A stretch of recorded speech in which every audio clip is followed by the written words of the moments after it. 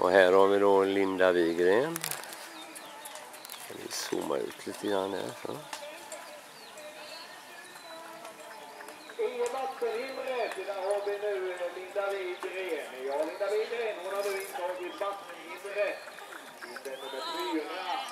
Kontrad av våra huvudståndare.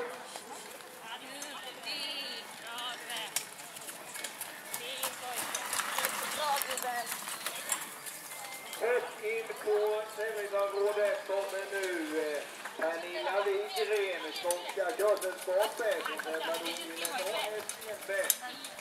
Tävlingsområdet kommer nu då Pernilla Wigren. Ja, försök. Då vill han inte så gott som säger.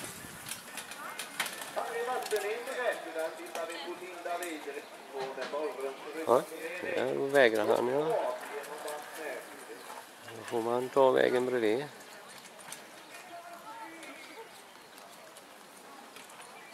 Där var hon färdig.